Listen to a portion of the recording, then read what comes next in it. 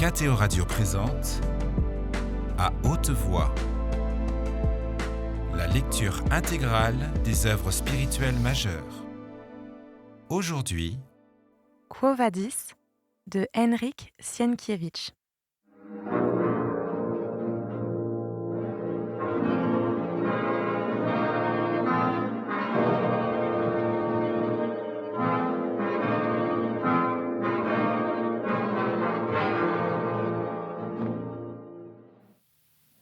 Je suis, moi, poussière devant Dieu.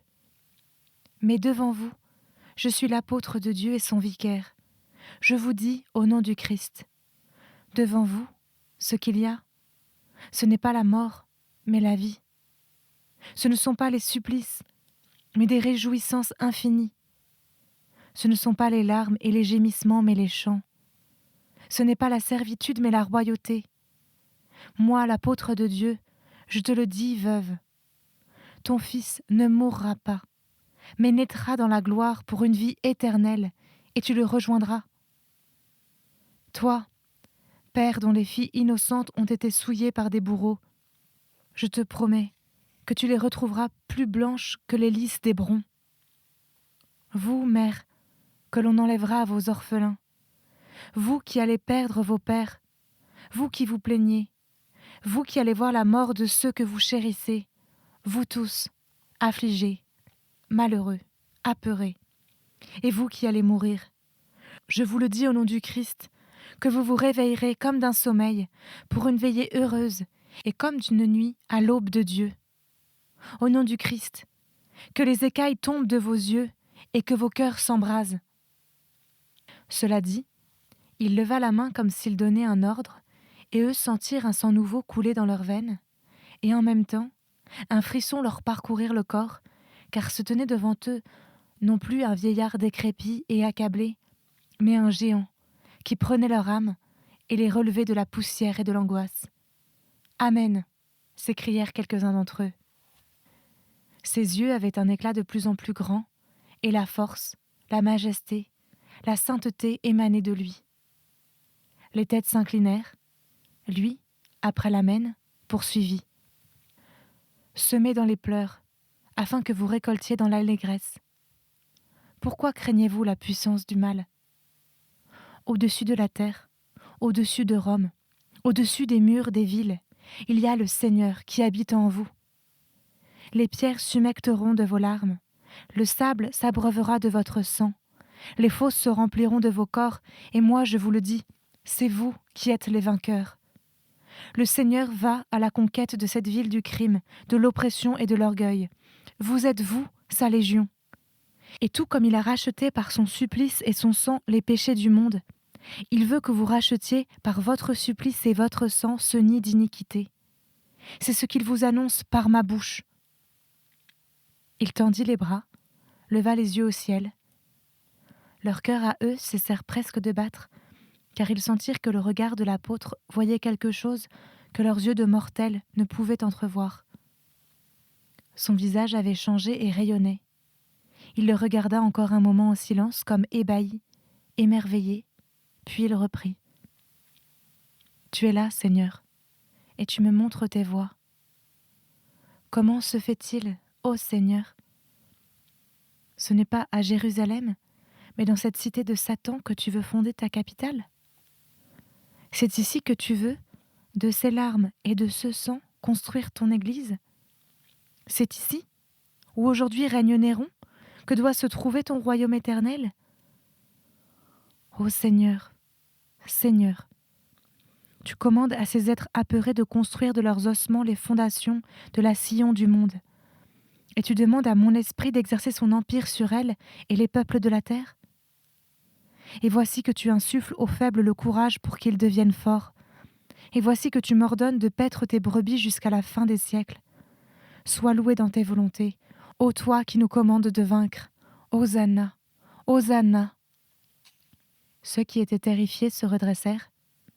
En ceux qui avaient douté, la foi se ranima. Certains proclamèrent soudain Hosanna. D'autres Pro Christo. Puis un silence se fit. Des éclairs lumineux d'été éclairèrent l'intérieur de la grange et les visages pâles d'émotion.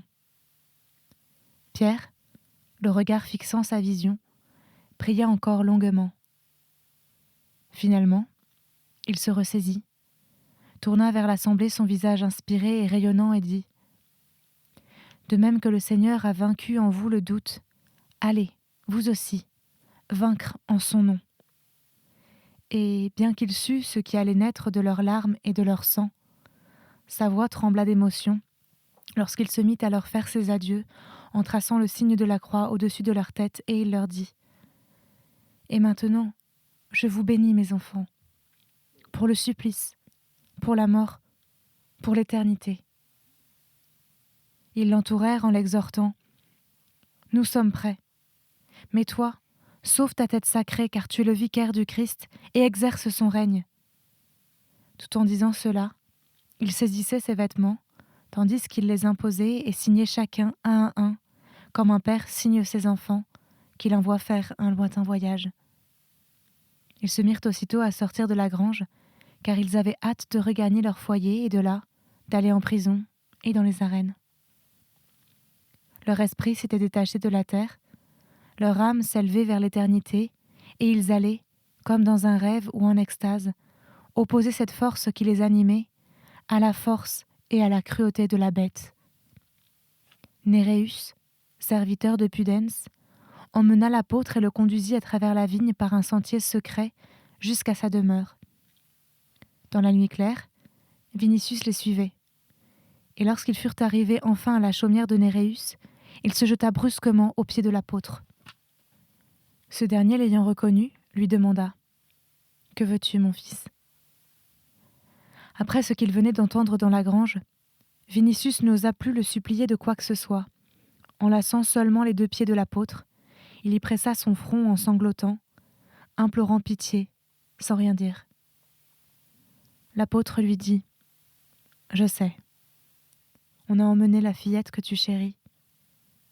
Prie pour elle. » « Seigneur, » gémit Vinicius en serrant plus fortement les pieds de l'apôtre, « Seigneur, je ne suis qu'un misérable ver, mais toi tu as connu le Christ. Supplie-le, toi, intercède en sa faveur. » Il tremblait comme une feuille, frappait de son front le sol, car connaissant le pouvoir de l'apôtre, il savait que lui seul pouvait la lui rendre. Pierre s'émut de tant de douleur. Le souvenir de Lygie, réprimandée par Crispus et prosternée, elle aussi, à ses pieds, implorant sa pitié, lui revint à l'esprit. Il se rappela qu'il l'avait relevée, l'avait consolée. Il releva donc Vinicius. « Mon fils, lui dit-il, je prierai pour elle.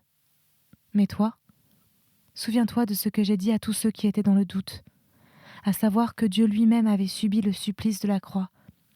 Et souviens-toi aussi qu'après cette vie commence une autre vie, éternelle. »« Je sais, j'ai entendu, » répondit Vinicius en aspirant une bouffée d'air par la bouche. « Mais tu les vois, Seigneur. Je ne le peux. S'il faut du sang, demande au Christ qu'il prenne le mien. Je suis un soldat. Qu'il me double, qu'il me triple le supplice prévu pour elle, je le supporterai. Mais qu'il la sauve, elle. Ce n'est encore qu'une enfant, Seigneur. Et lui plus fort que César, je le crois. Il est plus fort. Tu la chérissais toi-même, tu nous as bénis.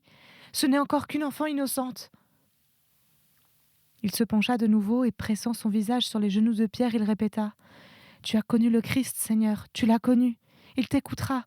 Intercède en sa faveur. » Pierre baissa les paupières et pria avec ferveur. Les éclairs d'été illuminaient de nouveau le ciel. À leur lueur, Vinicius fixait des yeux les lèvres de l'apôtre en attendant une sentence de vie ou de mort. Le silence était rompu par les appels des cailles dans les vignes et le bruit sourd au loin des fouloirs de la Via Salaria. « Vinicius, » demanda enfin l'apôtre, « as-tu la foi ? » ?»« Seigneur, serais-je venu ici autrement ? » répondit Vinicius. « Alors aie foi jusqu'au bout, car la foi déplace les montagnes. Donc, même si tu voyais cette fillette sous l'épée du bourreau ou dans la gueule d'un lion, aie encore foi que le Christ peut la sauver. Aie foi et prie-le, et moi, je prierai pour toi. » Puis, levant son visage vers le ciel, il dit à haute voix : « Christ de miséricorde, porte un regard sur ce cœur endolori et console-le. Christ de miséricorde, adoucis les épreuves de l'agneau. Christ de miséricorde, toi qui as demandé à ton Père d'éloigner de tes lèvres le calice d'amertume, éloigne-le des lèvres de ton serviteur. Amen. » Tendant les mains vers les étoiles, Vinicius dit en gémissant : « Ô Christ, je suis à toi, prends-moi à sa place. » À l'est, le ciel commençait à blanchir.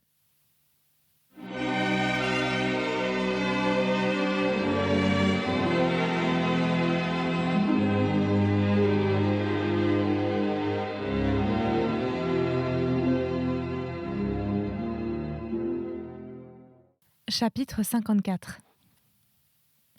Ayant quitté l'apôtre, Vinicius se rendit à la prison, le cœur rempli d'espérance.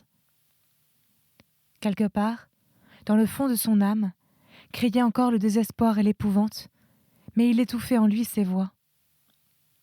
Il lui semblait impossible que l'intercession du vicaire de Dieu et le pouvoir de sa prière dussent rester sans effet.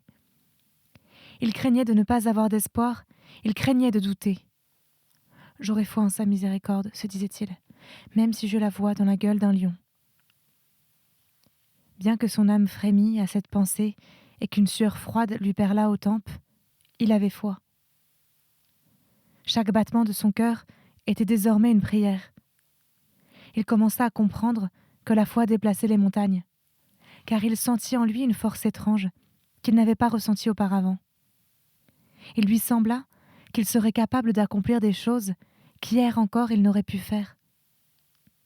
Il avait l'impression que le mal était déjà passé. Lorsque le désespoir secouait encore son âme, il se remémorait cette nuit et ce vénérable visage empreint de sainteté, levé vers le ciel et en prière. Non, le Christ ne refusera pas d'exaucer les prières de son premier disciple et pasteur de ses brebis. Le Christ ne lui refusera pas, et moi je ne douterai pas. Il courut donc vers la prison comme pour y annoncer une bonne nouvelle. Cependant là, une chose inattendue se produisit. Les prétoriens qui se relayaient à la prison Mamertine le connaissaient déjà tous et, habituellement, on ne lui faisait pas la moindre difficulté, mais cette fois-ci, les rangs ne s'ouvrirent pas.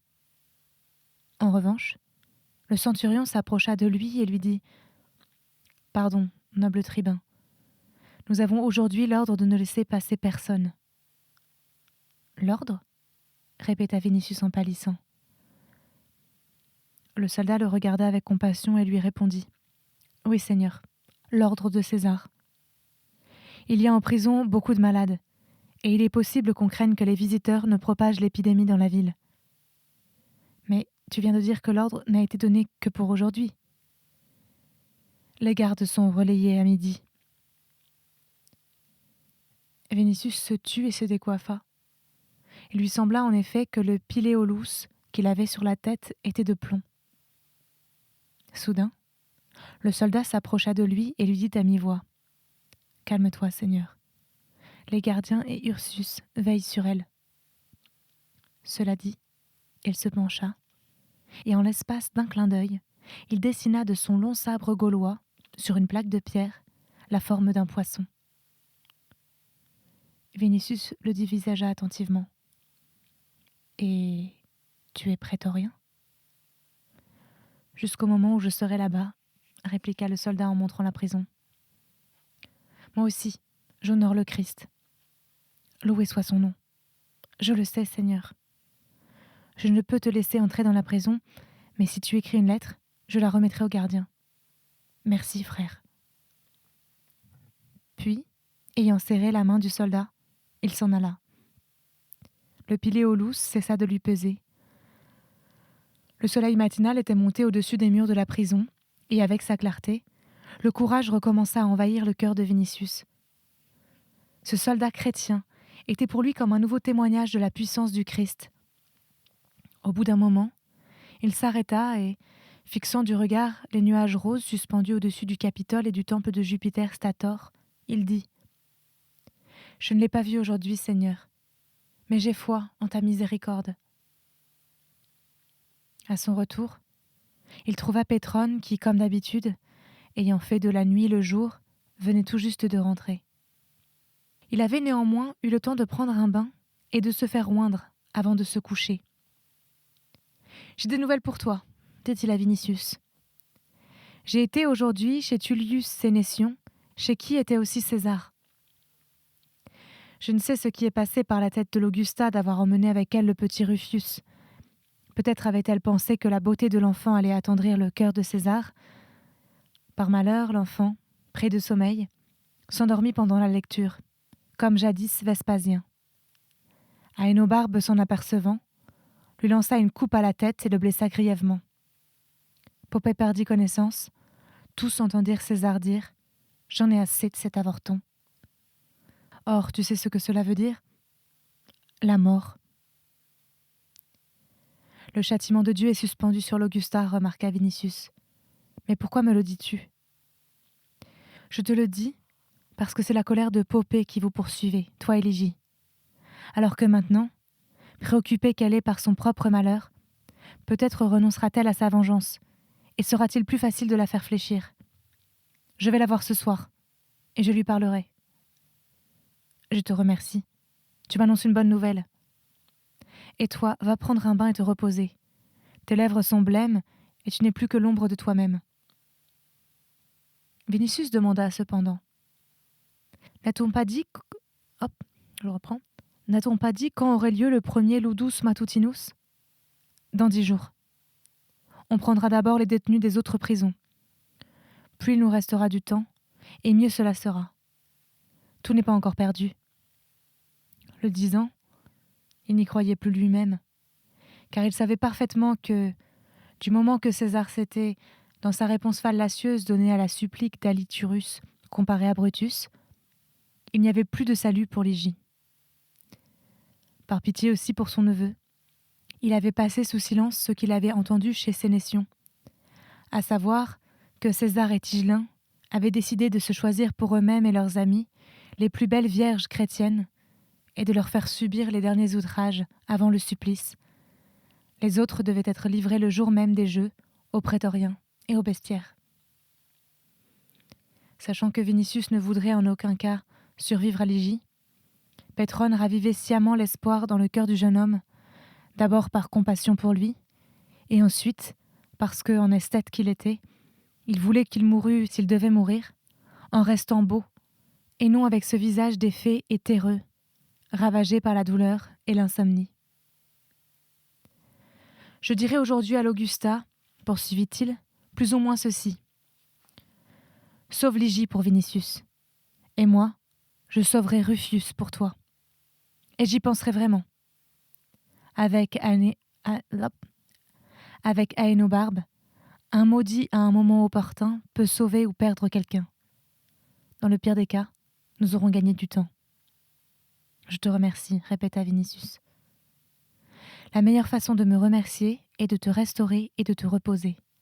Par Athéna, dans son plus grand malheur, Ulysse veilla à dormir et à manger. Tu as sans doute passé toute la nuit à prison. Je reprends. Tu as sans doute passé toute la nuit à la prison. » « Non, » répondit Vinicius. « J'ai voulu y aller tout à l'heure, mais l'ordre a été donné de ne faire entrer personne.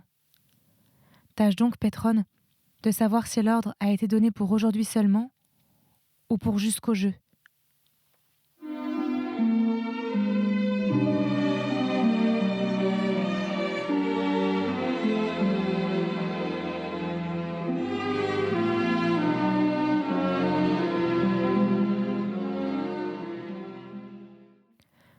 Je m'en informerai cette nuit, et demain matin, je te dirai pour combien de temps l'ordre a été donné et pourquoi il a été donné.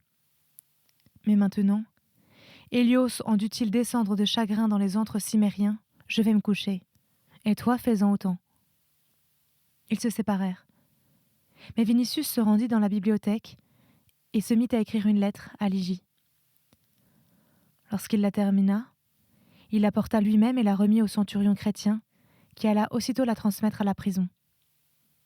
Au bout d'un moment, le centurion revint avec les salutations de Ligie et la promesse qu'on lui apporterait le jour même sa réponse. Cependant, Vinicius ne voulut pas rentrer chez lui, et s'étant assis sur une pierre, il attendit la lettre de Lygie. Le soleil était déjà monté haut dans le ciel, et par le Clivus Argentarius, les foules affluaient, comme d'habitude, au forum. Les vendeurs annonçaient à tue-tête leurs marchandises, les diseurs de bonne aventure offraient leurs services aux passants, les citoyens se dirigeaient gravement vers les rostres pour y entendre les orateurs occasionnels ou encore y colporter les dernières nouvelles. À mesure que la chaleur devenait plus forte, des groupes de paresseux se réfugiaient sous les portiques des temples, dessous desquels s'envolaient, dans un grand bruissement d'ailes, des nuées de pigeons au plumage éclatant de blancheur dans la lumière solaire, sur le fond de l'azur du ciel. Sous l'effet de la lumière trop forte, du vacarme, de la chaleur et d'une fatigue extrême, les yeux de Vinicius commencèrent à se fermer. Les exclamations monotones de gamins jouant à la mora et les pas cadencés de soldats le berçaient. Il releva encore la tête plusieurs fois, jeta un coup d'œil à la prison, puis l'appuya sur une arête de la pierre, soupira comme un enfant qui succombe au sommeil après avoir longuement pleuré et s'endormit. Les visions l'assaillirent bientôt. Il lui semblait porter Lygie dans ses bras, en pleine nuit, à travers une vigne inconnue. Devant eux marchait Pomponia Graecina, une lanterne à la main, et les éclairait. Une voix, qui semblait être celle de Pétrone, appelait au loin derrière eux. « Reviens !» Lui, pourtant, ne prêtait pas attention à cet appel et suivait Pomponia jusqu'à une chaumière, sur le seuil de laquelle se tenait Pierre, l'apôtre. Il montra Lygie à celui-ci et lui dit « Nous venons de la reine, Seigneur, mais nous ne pouvons la réveiller. Réveille-la, toi !» Mais Pierre lui répondit « Le Christ lui-même viendra la réveiller. » Puis les images se brouillèrent.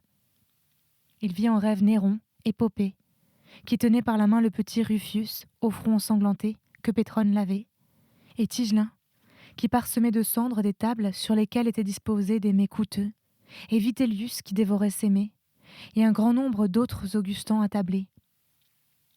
Lui-même reposait aux côtés de Lygie, mais entre les tables erraient des lions, des barbes fauves desquelles dégouttait le sang. Lygie le priait de la faire sortir, mais une torpeur si effroyable s'empara de lui qu'il ne put même pas bouger. Un chaos encore plus grand s'ensuivit, et tout finit par sombrer dans une obscurité totale. Il fut tiré de ce profond sommeil par la chaleur et les exclamations poussées juste à côté du lieu où il était assis. Vinicius se frotta les yeux. La rue fourmillait de monde. 2 coureurs vêtus de tuniques jaunes écartaient la foule à l'aide de 2 longs roseaux pour faire place à une somptueuse litière portée par 4 robustes esclaves égyptiens. Dans la litière était assis un homme vêtu de blanc, dont on ne voyait pas bien le visage, étant donné qu'il tenait devant ses yeux un rouleau de papyrus et lisait quelque chose avec beaucoup d'attention. « Place au noble Augustin !» criaient les coureurs. La rue était tellement encombrée que la litière dut s'arrêter un moment. C'est alors que l'Augustin baissa, impatienté, le rouleau de papyrus et sortit la tête en s'écriant « Chassez-moi ces vauriens, et plus vite !» Soudain, ayant aperçu Vinicius, il recula la tête et releva rapidement le rouleau de papyrus jusqu'à la hauteur de ses yeux. Vinicius se passa la main sur le front, croyant rêver. Dans la litière se trouvait Chilon. Entre-temps, les coureurs avaient frayé la voie et les Égyptiens allaient se remettre en marche, lorsque brusquement, le jeune tribun, qui avait aussitôt compris beaucoup de choses incompréhensibles pour lui auparavant, s'approcha de la litière. « Je te salue, Chilon, » dit-il. « Jeune homme, » répondit le grec avec dignité et fierté, en s'efforçant de donner à son visage une expression de calme, ce que son âme n'éprouvait pas. « Je te salue, mais ne me retiens pas car j'ai hâte de rejoindre mon ami, le noble Tigelin. » S'agrippant au bord de la litière, Vinicius se pencha vers Chilon et, le regardant droit dans les yeux, il lui dit en baissant la voix : « C'est toi qui as dénoncé Lygie ?» « Colosse de même nom !» s'écria Chilon effrayé. Mais dans les yeux de Vinicius il n'y avait pas de menace. Aussi, la peur du vieux grec se dissipa-t-elle aussitôt. Il songea qu'il était sous la protection de Tigelin et de César lui-même, c'est-à-dire de puissances devant lesquelles tout tremblait, et qu'il était entouré de robustes esclaves, tandis que Vinicius se tenait devant lui, sans défense, le visage hâve, tout entier accablé de douleur. À cette pensée, il retrouva son insolence.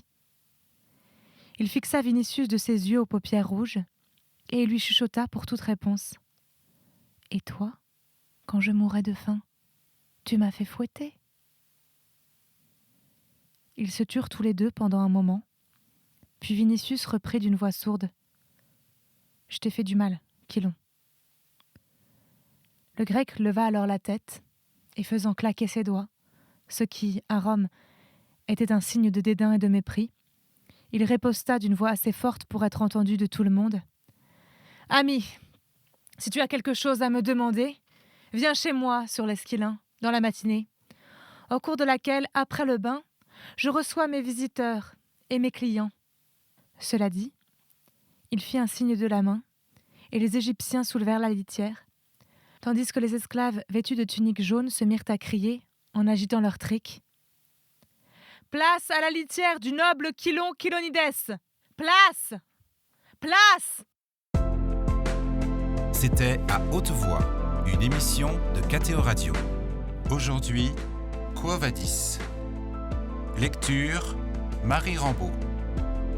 Captation et réalisation, Gustave Schlicht et Thibaut Dagalier. Une émission disponible en podcast sur ktoradio.com ou sur l'application KTO Radio.